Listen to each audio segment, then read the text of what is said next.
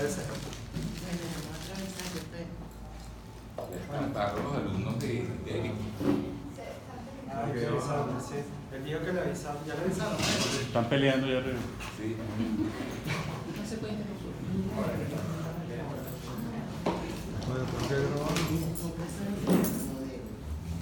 Bueno, buenos días. Muchísimas gracias por estar aquí. Veo muchas caras que tienen tiempo que no veía aquí en la ONG. Evidentemente, el invitado de hoy, Beto, es como miembro fundador, formado en la ONG Familia, que ahora conforma la ONG Buenos Aires. Para mí es un orgullo tener aquí a Beto, o sea, que es una persona muy allegada y muy querida, y que, o sea, representa un poco el proyecto ONG concretado. Y él a su vez ahora está formando gente, que me parece, yo creo que lo importante de esto es que a su vez él está logrando clases. Tuve el honor de dar clases con él en Santiago de Chile, donde dimos un taller los dos, y ahora me copió los talleres de él. Talleres como ¿cómo se llamaba el taller? Fotografía masturbable, que ha sido un éxito. Él hizo un programa de fotografía masturbable que yo después lo llamé y le dije, mira, me puedo copiar de tu taller porque era tan perfecto. Bueno, y lo dimos además los dos juntos en Santiago. Él ahora conforma, como le digo, la ONG Buenos Aires, y lo maravilloso de eso, con otros miembros también de la ONG de allá de Buenos Aires, que es un poco producto de toda la cantidad de venezolanos que se han ido de Venezuela. Y en el fondo la ONG está ahora en muchas partes del mundo debido a que nuestros alumnos y las personas queridas se han ido de Venezuela. Pero lo bonito es que es un proyecto particular, hecho desde la particularidad. La ONG, una de las cosas importantes es lo particular, el hecho particular de cada quien, y él está haciendo una ONG totalmente diferente, con características diferentes, que es un poco la idea, que cada uno de nosotros seamos diferentes y no seamos unos borregos, sino que seamos personas individuales. Bueno, no digo más nada, me emociona mucho tener aquí a Beto, con ustedes, Beto Gutiérrez. Gracias, maestro. Bueno, hola a todos, todas. Bienvenidos. Me encanta tenerlos acá, me encanta estar acá en casa, pudiendo hablar y recordar. Es la primera vez que hablo acá en la ONG, ¿no? Bueno, cómo fueron los procesos de todos los años que pasé acá y ahora cómo es mi vida en Buenos Aires. Un poco, cuando me extendieron la invitación me dijeron que hablara de procesos de trabajo reciente, pero yo no quería dejar de hablar de algunas cuestiones que sucedieron en este mismo espacio donde están ustedes sentados, y por eso decidí comenzar con esta imagen, que es un autorretrato que me hice.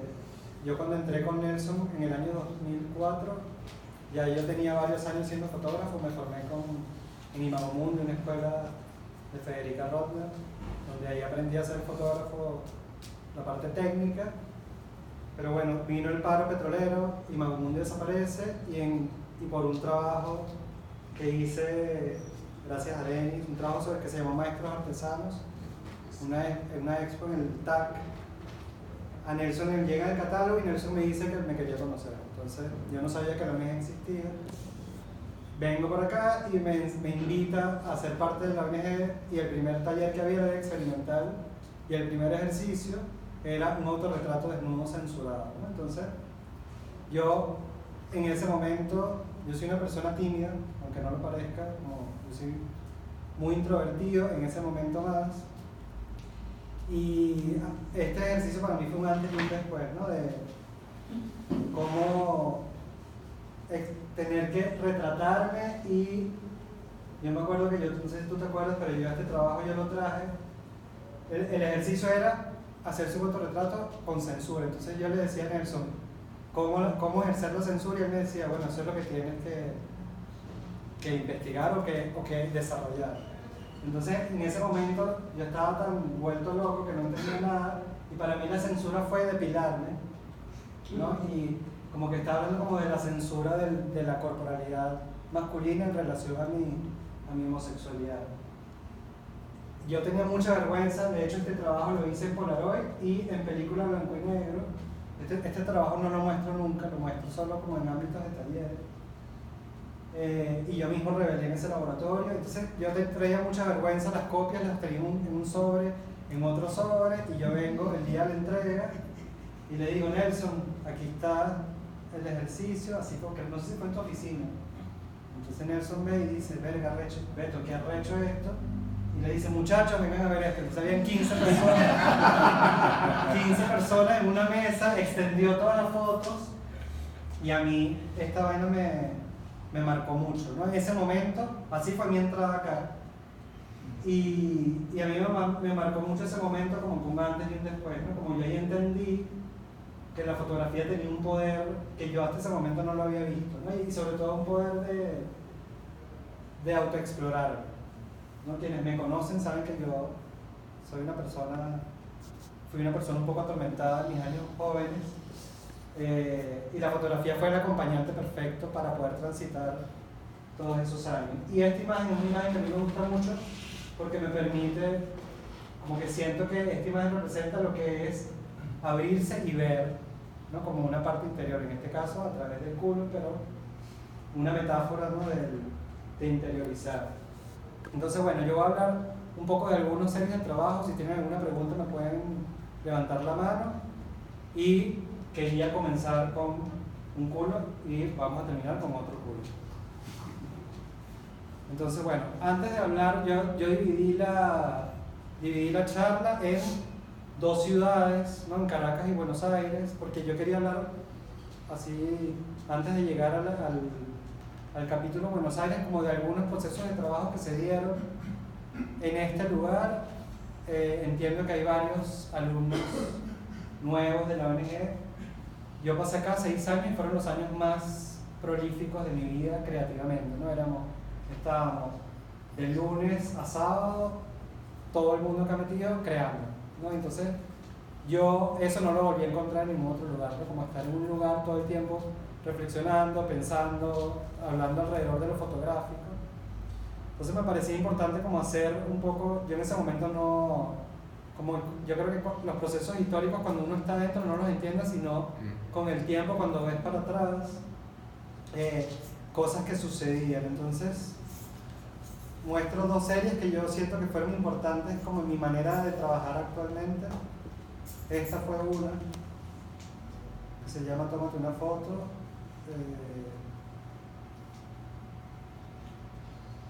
que fueron unas fotos que hice en unas Polaroids para una exposición que se hizo en la Sala Mendoza que se llamó Modernidad Silenciada, y era sobre las Torres del Silencio. Ya yo tenía 1 año acá, 1 año y medio, y yo creo que si no hubiera estado acá, no sé si me hubiera atrevido como a ejercer como todos estos procesos experimentales, ¿no? A mí, yo lo que te agradezco, Nelson, es como darnos ese permiso de decir que sí y atreverse como a experimentar, y yo creo que es algo que me ha acompañado siempre, ¿no? A mí me cuesta mucho ver mi trabajo que tenga como un hilo estético, pero yo creo que lo tiene al final, ¿no? Como que aunque parezcan series muy diferentes, hay una búsqueda que se ha mantenido a lo largo del tiempo, pero es el tiempo el que me ha hecho como reverlo. Entonces esta serie me ayudó mucho porque yo lo que hice en ese momento fue proponer que yo me iba a poner en la plaza Caracas. En ese momento estaba invadida de buhoneros, no sé si sigue así. No.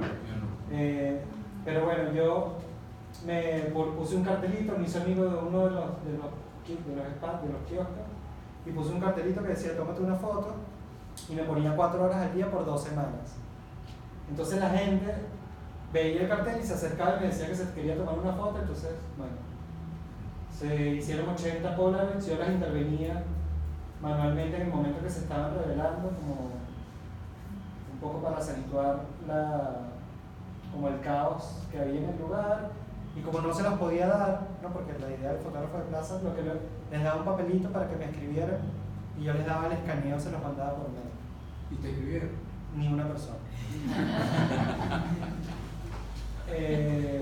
Ni una persona me mandó mail, ¿no? De las 80 que retraté. Bueno, retraté más porque había parejas o familias.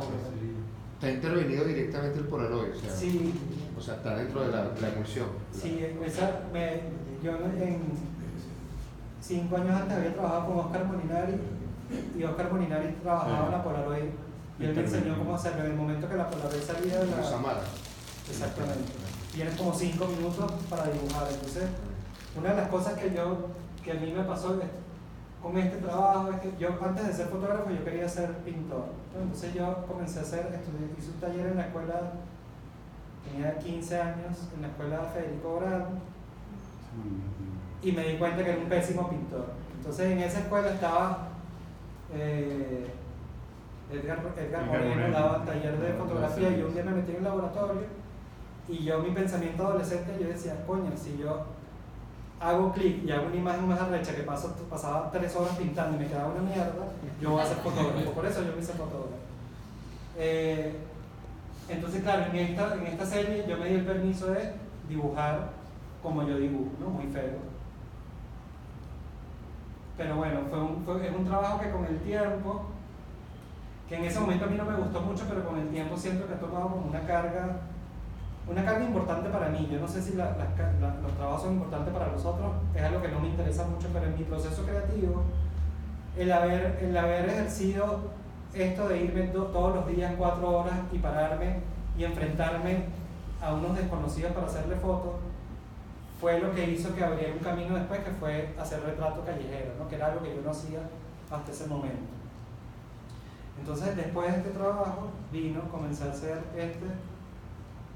se llama La cara verdadera de Los Ángeles, que son como, siento que mis retratos más conocidos.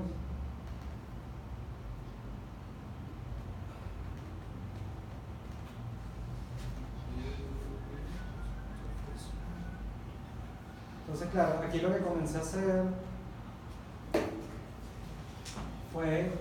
comencé un festival de hip hop a retratar chicos, y a partir de ahí como fui estableciendo como amistades con uno de ellos. Entonces empecé como a entender de qué iba ese subgrupo que eran los raperos, ¿no? Los raperos de Caracas. Esto fue en 2005 y fue un trabajo que estuve haciendo alrededor de 2 años.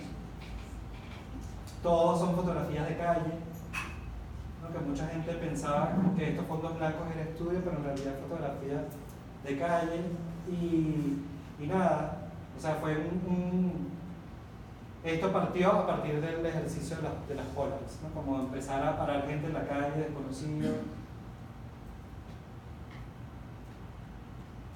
Entonces, bueno, aquí se dio un proceso de trabajo interesante, porque era, como estábamos acá todo el tiempo investigando, como salidas, ¿no? Cómo se le da salida a un trabajo para que visualmente sea coherente con la idea, ¿no? Y su consecución técnica.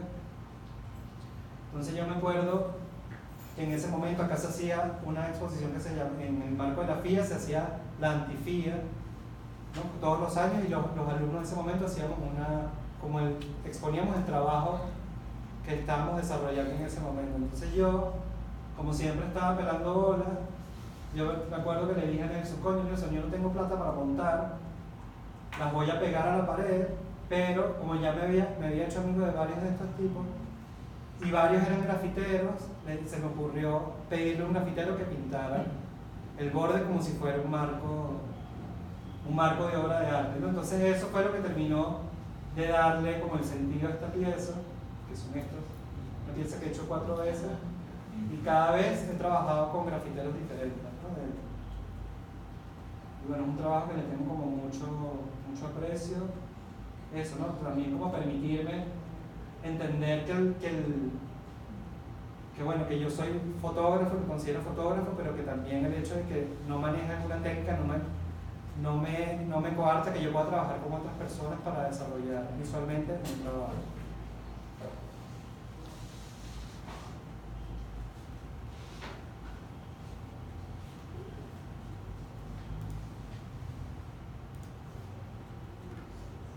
Y bueno, en ese sentido, con esto termino la parte de Caracas, porque fueron como trabajos que todavía siento que me siguen representando, o que mucha gente conoce mi trabajo a partir de estas imágenes.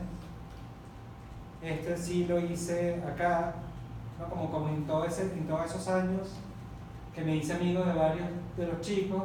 Norris fue uno de los que más me hice amigo. Entonces yo le pedí que me pasara el dato de dónde se trenzaba el cabello.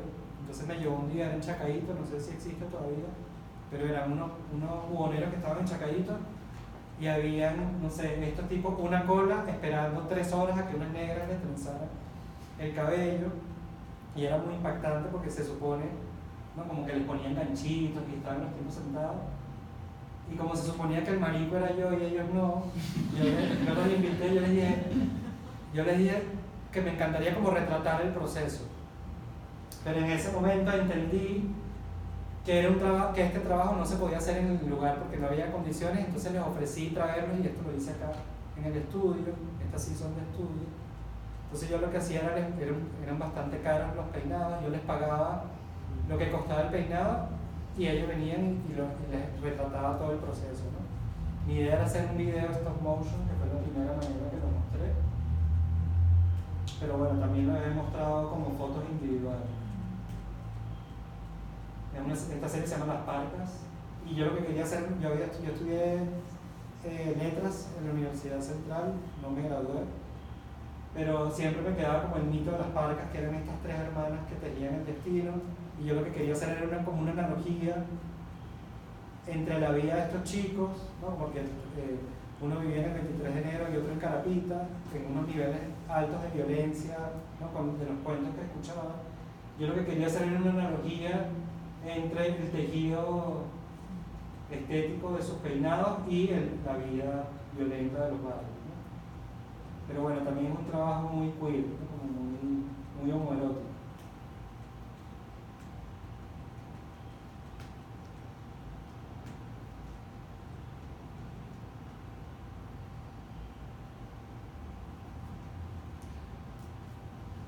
Bueno, digamos que esos de los trabajos que hice acá en Caracas son los que yo siento que más representan como esa etapa de esos 6 años que estuve acá en BMG.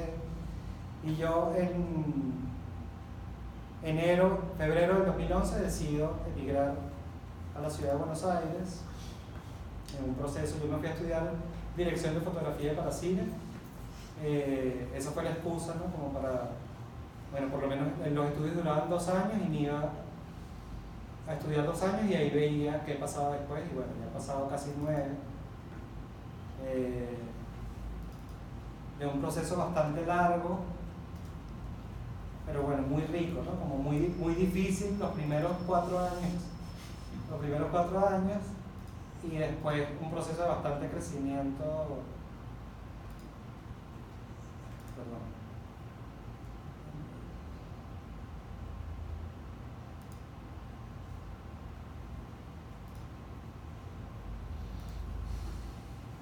de bastante crecimiento personal, y un poco yo siento que los trabajos que les voy a mostrar han sido como ver mi etapa de migrante, ¿no?, como persona migrante, pero también un poco cómo se construye la memoria de mi país natal estando en la distancia, ¿no?, con toda la ignorancia que eso conlleva, ¿no?, porque ya yo no vivo acá y siento que hay mucha ignorancia en el no estar, ¿no?, porque toda la información que yo recibo es a través de lo que veo en las redes o de los cuentos de mis amigos o de mi familia. Entonces hay un poco también como de fantasía en esa construcción, pero este trabajo lo incluyo en Buenos Aires, lo hice acá en Caracas, pero es el trabajo que me hizo hacer un puente entre las 2 ciudades.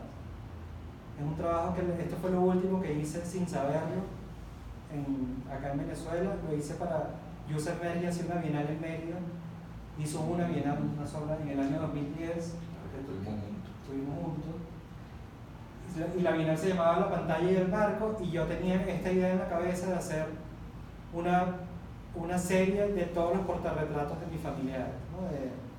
Entonces yo hice, esta fue la primera vez que se mostró en esa bienal, una instalación con un portarretratos Kodak digital, en donde se iban pasando todos los portarretratos de mis familiares, los que estaban en casa de mi madre y casa de mis tíos o abuelos, todo lo que había quedado, que de alguna manera era como toda mi primera memoria fotográfica, son de estas fotos, ¿no?, porque son fotos que aún hoy siguen estando expuestas, llenas de polvo, en la misma mesita, ¿no?, y yo siempre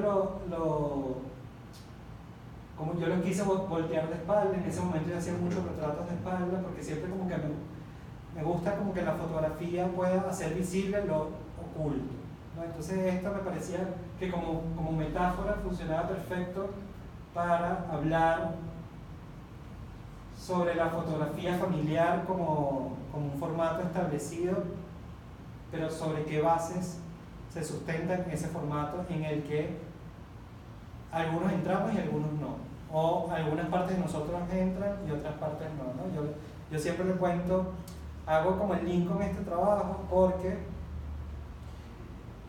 a mí me costó mucho, cuando yo llegué a Buenos Aires, yo pensaba que acá como ya yo tenía, bueno, mi espacio acá y me invitaba a exponer y era conocida, pensé que eso iba a pasar allá y eso no fue así. Entonces a mí eso fue como un shock muy fuerte, ¿no? Como cuando uno se muda de país, tienes que comenzar de cero, ¿no? Como no importa dónde estés, creo que es muy difícil comenzar con, incluso yo tenía contactos y no, o sea, como comienzas de cero, a mí eso me pegó mucho. Y yo estoy consciente de que si yo me decido vivir a otro país, va a ser otra vez comenzar de cero, ¿no? Y hasta que uno decida no empezar de cero y se muere. Entonces, este trabajo, 4 años después, por eso yo digo que me costó 4 años como caer en cuenta de que ya yo no vivía acá y que yo estaba allá, y fue el trabajo. Se hizo una gran exposición en Buenos Aires que se llamaba Familia, Modelo para Desarmar, y quien curó esa muestra, que son unos socios, una cooperativa de fotógrafos, conocían este trabajo en mi página web y me invitaron, y fue un trabajo que, bueno, una exposición que itineró mucho por Argentina, y era un trabajo que yo no le prestaba mucha atención hasta que se mostró allá. Entonces era como, Argentina tiene una particularidad relación con todo lo que tiene fotografía y memoria, ¿no? Por su tema con las dictaduras militares. Entonces era un trabajo que allá se recibía de una manera diferente, pero es un trabajo que me hizo mucho hacer como un vínculo entre mi historia de acá y mi historia de allá, y por lo menos que la comunidad fotográfica argentina o de Buenos Aires supiera que yo estaba ahí, porque en esos años anteriores era como muy difícil entrar. Es un trabajo que con el tiempo lo voy a mostrar ahora. Tengo una exposición con Carmen Araujo, por eso vine el 2 de agosto, los que están cordialmente invitados a la inauguración. Y este es un trabajo, como el trabajo que abre la muestra es esto, que se va a mostrar como en la primera instancia, porque es un trabajo que se ha mostrado. Bueno, aquí les traje, esto es una maqueta de fotolibro que lo pueden ver, que hice con Teresa Mulet y Sagrario Berti, ¿no? Que es un fotolibro que es en blanco por un lado, Levanté un poquito. y por otro lado está, Qué bueno. ¿no? Como todos los portarretratos. Levantar un pelo porque estamos. A ver. Bueno, igual lo pueden revisar ahora, ¿no? Como la idea de Teresa era como copiar cuando uno ve las mesas de los portarretratos en las casas, todas las alturas de los distintos portarretratos. Entonces, bueno, se puede. ¿Esa es maqueta o...? Esta es maqueta. Maqueta lo mandamos a un concurso en el CF en Montevideo. Pero bueno, es un trabajo que yo le he dado muchas vueltas, pero que acá lo voy a mostrar como la primera vez que es ese portarretratos digital, porque yo siento que ahora, con toda la crisis eléctrica, se le suma una nueva nivel de lectura, que es cuando se va la luz, la obra no existe, queda el portarretratos apagado, que es un poco lo que pasa cuando uno vive afuera con los que están acá, ¿no? Como en esos meses que de los apagones fue bien el no saber nada durante horas de qué estaba pasando, porque no había WhatsApp, nadie podía escribir cosas por internet. Entonces me parece que esta es una pieza que se resignifica, y por eso la quise montar en el formato original, que es eléctrico, ¿no? Y Carmen me decía, bueno, y si se va la luz, y yo le dije, coño, mejor, porque eso es lo que Potencia la obra. que creo que la obra, el hecho de que se vaya la luz potencia. O sea, a mí me gustan los trabajos que tienen como muchas capas de lectura, ¿no? Como que aparentan una cosa, pero que muestran cuando uno se pone a verlo como de distintas maneras. Y mi primera aproximación a esto era hablar de mi familia desde un lugar diferente, y yo insertado en esa familia, ¿no? Porque yo lo que les contaba antes, que de repente, no sé cómo son en sus casas, pero creo que en una familia clase media, como que estos altares van ingresando en la medida que uno va avanzando, ¿no? Como que está foto de cuando naces, foto de la primera comunión, foto de cuando te gradúas, foto cuando te casas, pero yo me quedé en la primera comunión porque yo no me gradué, yo no me casé.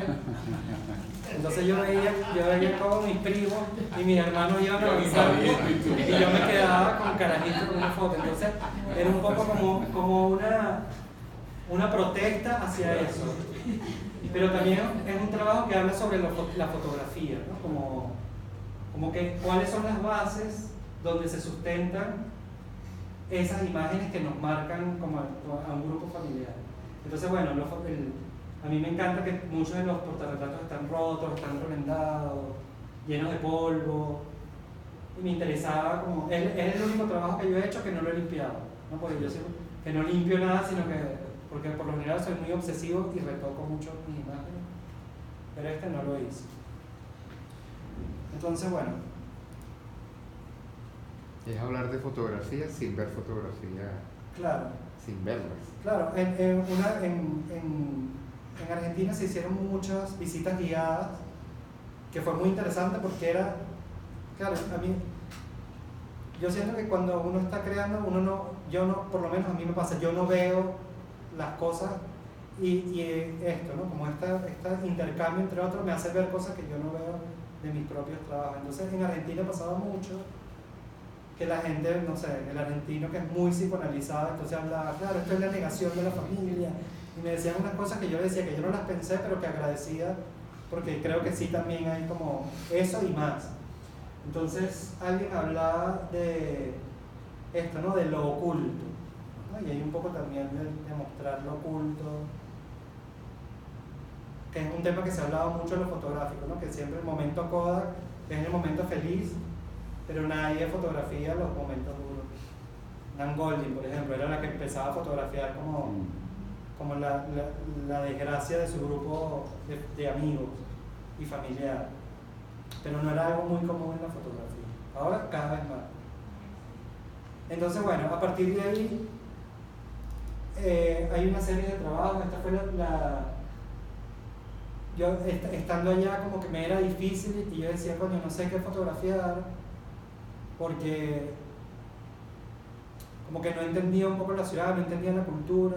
Yo pensaba que el hecho de hablar castellano marcaba que fuera fácil, pero no lo es, porque hablamos castellano, pero créanme que no es lo mismo, y es otro idioma y son otras palabras, incluso otra proxemia hacia el idioma, ¿no? Como hay una tonalidad, una entonación. Entonces esos a mí me parece muy interesante, pero en ese momento yo estaba muy descolocado. Y este fue el primer trabajo que yo hice estando allá, y que es un trabajo de archivo, que no son fotos. Yo estuve como 2 años sin hacer fotografía, y este es un trabajo que hice para una feria que se llamó Cacri, que creo que tuvo una sola edición, y yo lo que hice fue hacer, se llama I Miss You, y eran con todas las ganadoras del Miss Universo. Lo que hice fue un trabajo de arte digital, ¿no? Como de editar el Universe y ponerle la I en el I Miss. Y es I Miss You Venezuela, ¿no? Que es un trabajo, bueno, a mí como me gusta también la ironía de la fotografía, pero me parecía que era un trabajo que aunque parece superficial y banal, hablaba un poco de, bueno, de lo que es Venezuela, o mi visión de la Venezuela en la que yo crecí, ¿no?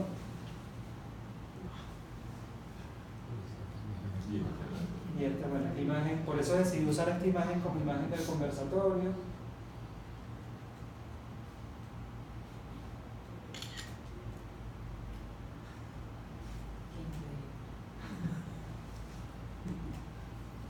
Y con esto pasó, no traje la foto, pero con esto pasó que, bueno, me puse a hacer intervenciones callejeras. Como no estaba tomando fotos, como estaba probando otras maneras de hacer que circular el trabajo. Entonces hacía intervenciones por toda la ciudad. Yo tenía bicicleta en ese momento y nada, hacía como fotocopias por ahí, y sucedió que se murió Chávez en ese momento. Esto fue en el 2013. Entonces esto apareció por Cristina Kirchner todavía era presidenta, entonces había estas vallas por toda la ciudad y yo iba por toda la ciudad pegando las Miss Venezuela al lado de Chávez. A mí me pasó una vaina, no sé, que a partir de ese momento, yo cuando se murió Chávez, yo me emocioné mucho, no me siento orgulloso de decirlo, pero yo me emocioné y bailé estas sevillanas. Tienes que grabar eso, es una obra. Bailé sevillanas. No te sientas culpable. Bueno, lo que pasa Hay es que que expresarse. Lo que pasa es que 5 días después me apuñalaron en un atraco. Y ese evento a mí me marcó mucho. Lo asociaste. Coño, yo a partir de ahí más nunca me bailo sevillanas porque se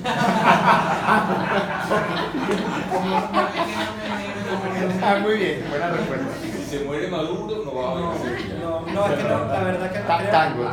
Creo que la muerte de un ser humano, no importa qué clase de mierda sea, no es algo para celebrar. Entonces a partir de ahí le tengo mucho respeto.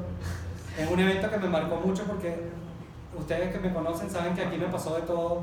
Me atracaron de todas las formas posibles, pero nunca hubo sangre. Y cuando yo vi la sangre, es una imagen que no voy a olvidar nunca, ¿no? Como ver la franela de sangre. Además yo no estaba seguro si me habían apuñalado o no, porque todo fue muy rápido. Y bueno, hubo un cambio ahí como también de interno en mí, ¿no? Bueno, qué hacer a partir de ahí. Paralelamente a eso,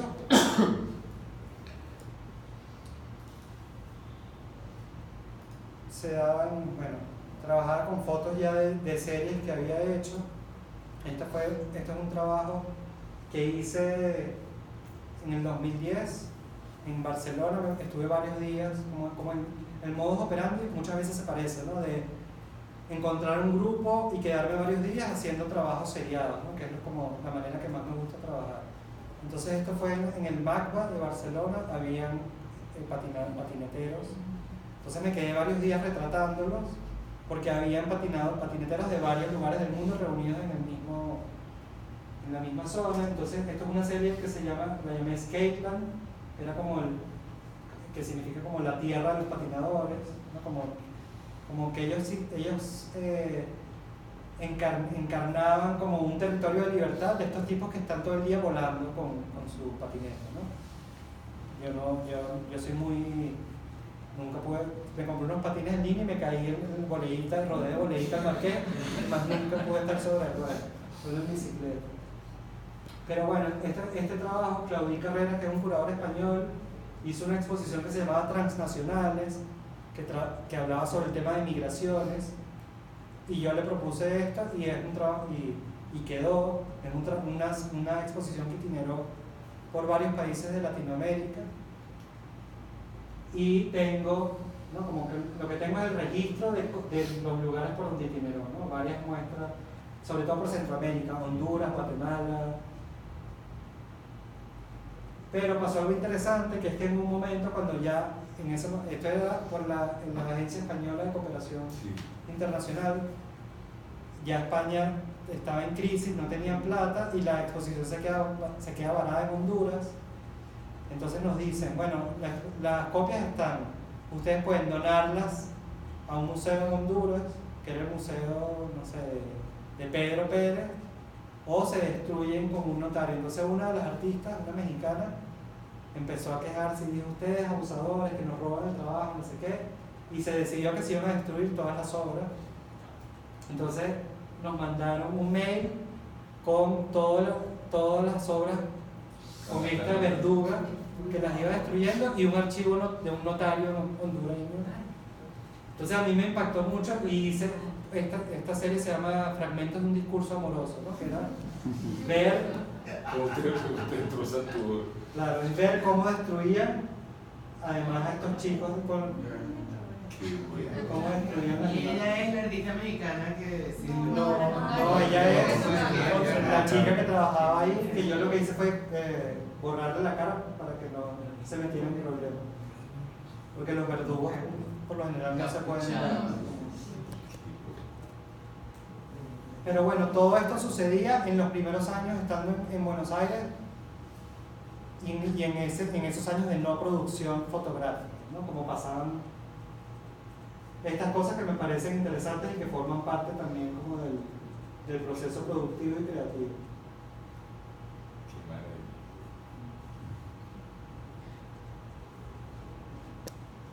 En ese momento estábamos haciendo, después ahora, al final voy a hablar de la ONG de Buenos Aires, que es mi proyecto colectivo allá. Hicimos una muestra sobre Barthes, una muestra web que se llamó Barthes Mon Amour, y este fue mi proyecto, ¿no? Porque era sobre fragmentos de un discurso amoroso, ¿no? el libro de Barthes. Se publicó en Sueños de la Razón. Sí, qué loco, estábamos muy contentos. Bueno, luego se dio, en el 2015 fue el año, a los 4 años, fue un año importante porque me invitan a esta exposición de familia y aplico para una residencia que se hizo en Salta, al norte de Argentina. Y eso, bueno, ahí ya entré como en el circuito fotográfico porteño, digamos, ¿no?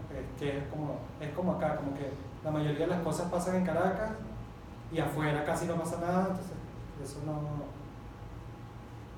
está bueno como separar y marcar esa distancia.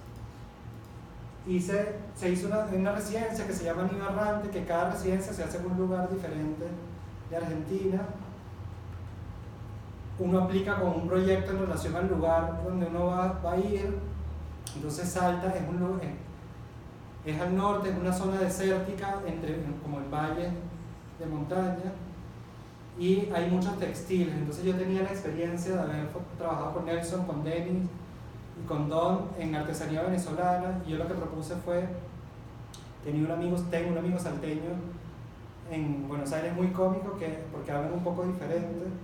Entonces usan una expresión que se llama bajo poncho. Cuando algo es bajo poncho, usan el poncho salteño, es muy típico de la zona. Un poncho rojo es como la bandera del estado. Que cuando algo es bajo poncho es como algo está bajo cuerda, ¿no? Como lo que pasa bajo el poncho no se ve.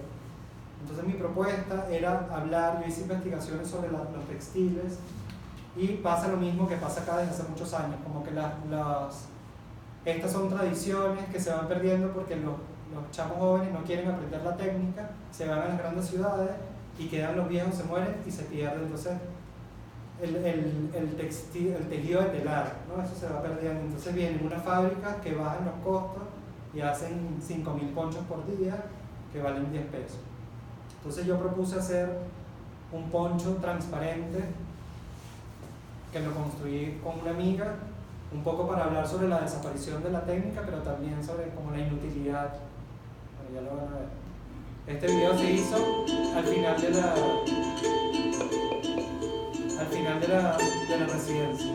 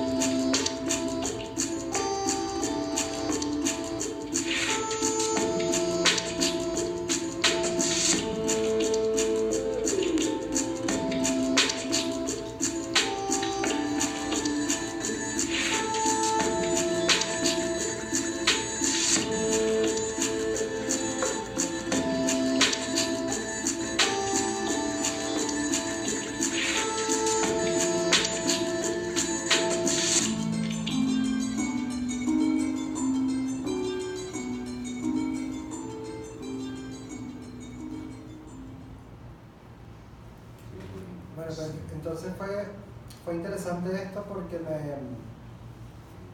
aquí comencé, es un trabajo con el que yo siento que comencé a hacer otra vez fotografía y también me permitió como, a mí todavía, es algo que todavía me cuesta hablar sobre Argentina, ¿no? Porque no me siento como con la suficiente capacidad de hablar de un país que no es el mío, aunque cada vez más, ¿no? Como que ya entiendo mucho los códigos y siento que lo puedo hacer, trataba de hacerlo con el mayor respeto posible, como que a veces es complicado como llegar sin ser del lugar y hablar del, ¿no? Como de la cultura del país, pero bueno, esto fue interesante, yo no sabía cómo iba a ser recibido, además porque es un símbolo importante el poncho salteño y fue increíble porque, bueno, terminó siendo, o sea, yo hice fotos del paisaje con el poncho y yo quería hacer retratos de desnudos, pero casi nadie quiso retratarse desnudo con el poncho. Entonces, bueno, había gauchos, hay muchos, esa es una zona de gauchos, ¿no? Que es como el llanero argentino. Entonces muchos quisieron retratarse porque por lo general se usa esta ropa de gaucho y encima el poncho. Pero bueno, algo interesante que pasó en la presentación de estos videos era que me pidieron el alcalde, el gobernador de esa provincia, es un tipo bastante fascista, mucho. Y en Argentina existe una militancia férrea, entonces a ellos les pareció increíble la idea del poncho transparente y me lo pidieron que si se lo podía donar para protestas, entonces lo usan para protestar, como para que blanqueen la situación del Estado. Entonces me pareció que tuvo un buen final.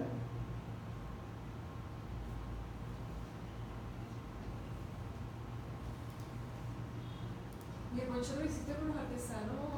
No, lo hice en Buenos Aires, o sea, compré los materiales de tul, lo hice con una amiga costurera, o sea, el poncho siempre es igual, tiene la misma medida, las franjas negras van a 30 centímetros de esquina a esquina, y lo hice tal cual se hace, pero con una amiga costurera.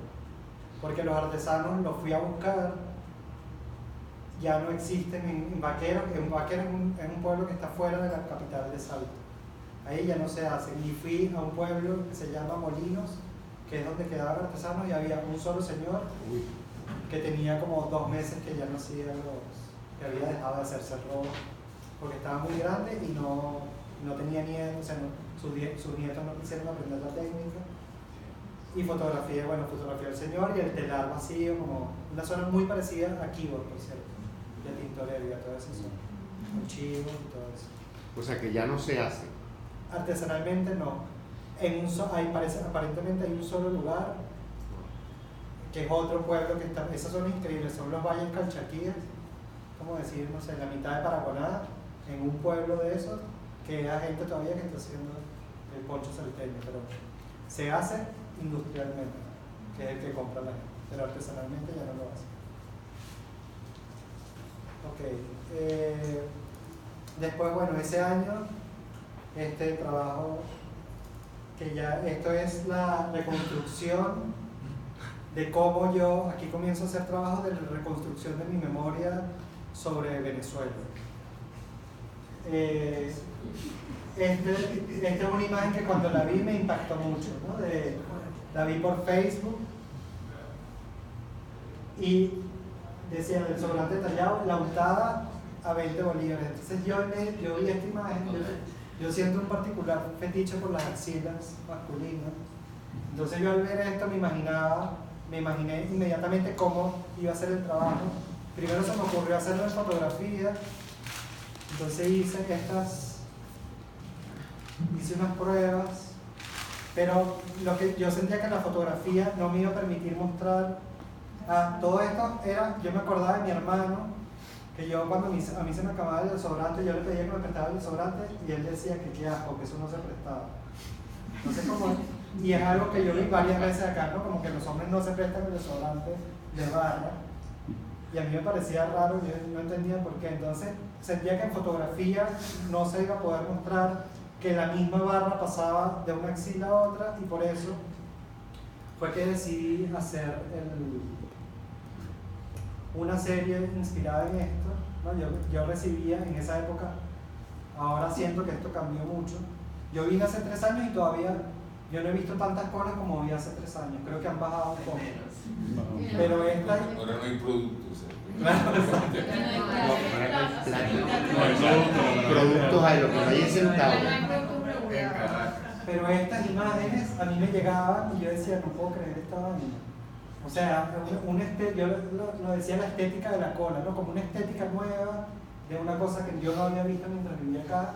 Y el tema de marcar a la gente, ¿no? Como había unos símbolos que yo los quise usar para hacer esta pieza.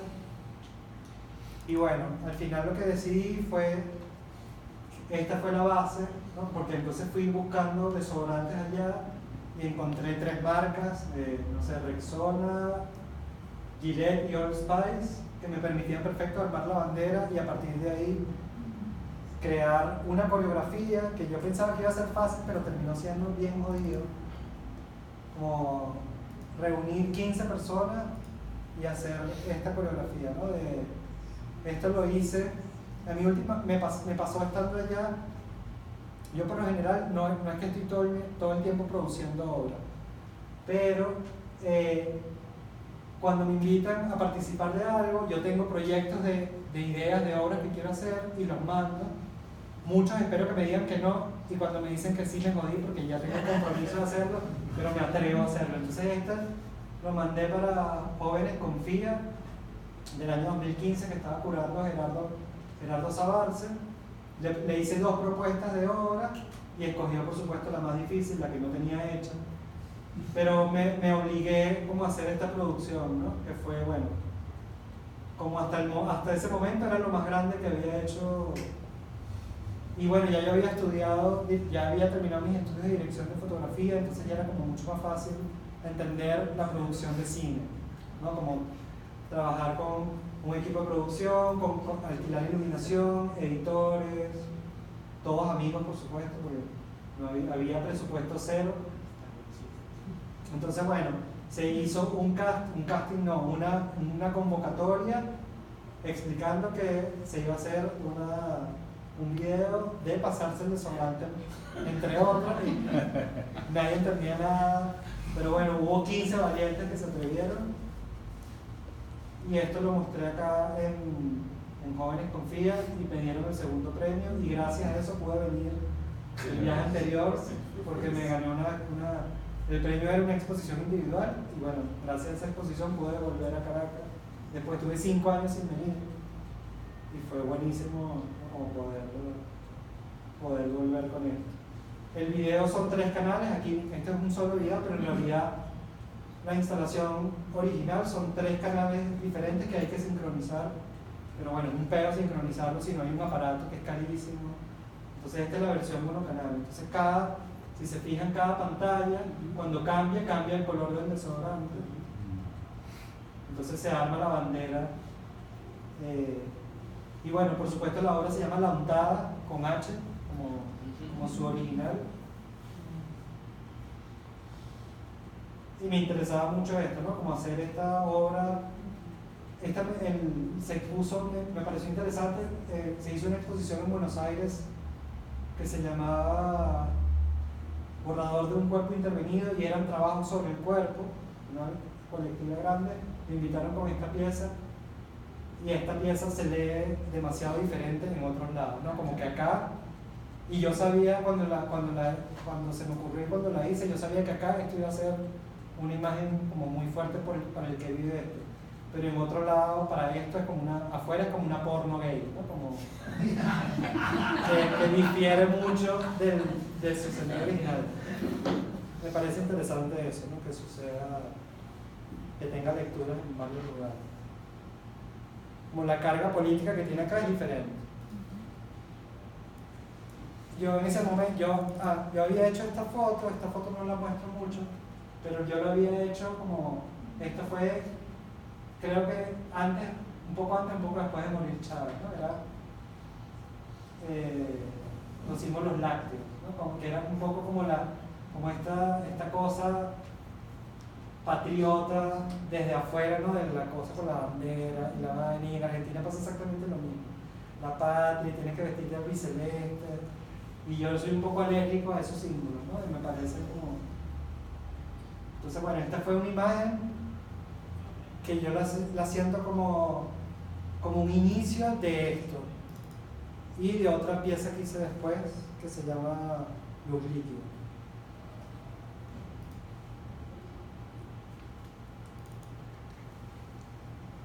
A partir de ahí, bueno, todos mis trabajos también tienen mucho que ver son muy autorreferenciales, pero también tienen que ver con la construcción, lo que les decía antes, la construcción de mi memoria hacia atrás. Entonces yo, esta etapa, yo estaba dejando de fumar cigarrillos, porque la nicotina fue la droga que más me costó dejar, y estaba volviéndome loca. Entonces yo me di cuenta que cuando veía fumar a otras personas me sentía más tranquilo. Entonces hice una sesión de retratos en casa, y había un chico que me dijo, ¿puedo fumar? Sí. Entonces le hice fotos y quedó una imagen muy parecida a esta, y yo a partir de acá quise como hacer una serie de retratos de personas fumando, pero me interesaban mucho dos cosas. La serie se llama Los Muertos. Me gustaba que tuviera como esta cosa extática de la muerte, pero también a mí me recordaba mucho, yo sufrí 8 robos de cámaras viviendo acá en Caracas, ¿no? Y uno de esos robos, con Denis, hicimos un viaje muy increíble que era por un proyecto que no se dio, que era sobre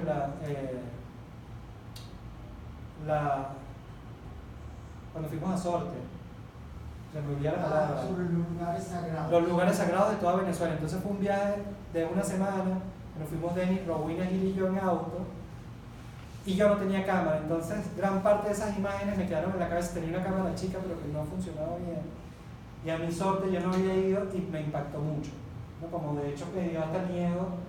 Tuvimos, no sé, 3 horas en el lugar, pero no en un lugar que me impactó mucho. Entonces un poco esto era hacer un Sorte en estudio, ¿no? Como replicar esas cosas que yo veía ahí de los rituales con el tabaco, pero también me interesaba que se vieran un poco como si fueran eyaculaciones, ¿no? Como la cosa homoerótica también, que es algo como muy importante en mi trabajo. Tú le cambiaste un poquito el color Al al humo. humo y desaturé las pieles para que se vieran como cadáveres. Pero dio la casualidad, estas cosas, esto no lo pensé, lo que voy a decir ahora, pero que en ese momento, esto ya era 2016, que empezaron las protestas, donde empezaban a matar un montón de gente por impacto de bombas lacrimógenas, como las imágenes tuyas. Las imágenes de todas las que yo veía desde afuera eran imágenes con mucho humo, ¿no? Entonces muchos, yo decía, qué locura, pero o sea, ya yo tenía la serie, se llamaba Los Muertos, y esto que tú dices de Caracas Sangrante, como que a veces uno hace las cosas sin saber, Sí, sí. pero hay como un inconsciente que está ahí.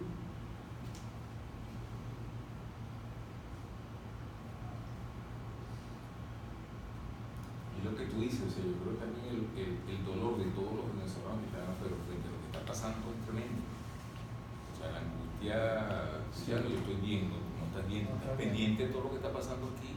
O sea, ser venezolano, por lo que te pasa a ti, las noticias, ver esas noticias por internet que también están a veces exageradas, o sea, hasta qué punto tu familia que te dice que no es nada, o sea, que es verdad, pero también hay una fabulación. Hay una fabulación, y es por otro, angustioso de afuera. Eso es muy angustioso, y por otro lado yo siento, a mí me pasa una vaina que yo no soy argentino y ni nunca lo seré, y yo soy venezolano, pero yo siento que en la medida que paso tiempo afuera dejo de serlo, en el sentido de, como a mí me cuesta mucho dar opiniones de una vaina que yo no estoy viviendo, porque ustedes son los que se están calando la vaina acá, o con mi familia, que, no sé, decirle a mi mamá, no te quejes tanto, no se lo puedo decir, porque yo no soy el que se está calando la vaina del agua, de la luz, de la gasolina, de la verga. Pero menos mal que tú haces eso. Peor la gente que dice, pero salgan a la calle y tú con el Totalmente. gobierno. Claro, Claro, entonces No se nos ha yo, ocurrido eso. entonces eso, como que yo trato también de tener mucho respeto, porque no, yo soy venezolano, pero tengo 9 años fuera, entonces yo no me siento con la capacidad de estar, coño, como en las redes sociales, todo el mundo diciendo, opinando de qué es lo que hay que hacer. Sí, pero también callarte es una forma de dolor, ¿no? Sí, y es una respuesta, ¿no? Es jodido. Tal vez mi forma de hablar son con estas imágenes. Es como siento lo único de lo que puedo, de lo que tengo La herramienta. un mediano control para decir cosas, ¿no? Que es mi trabajo como creador. Beto, Dígame. a mí me gustaría hablar del viaje de los sagrados. Dígalo. Cuénteme. La ruina Gil duró años en preparación a este viaje. Este viaje empezó con la tumba de Juan Vicente Gómez. Juan Gómez Vicente Gómez. en Maracay. Se inspiraba en el libro diseñado por Álvaro Sotillo para la Fundación Polar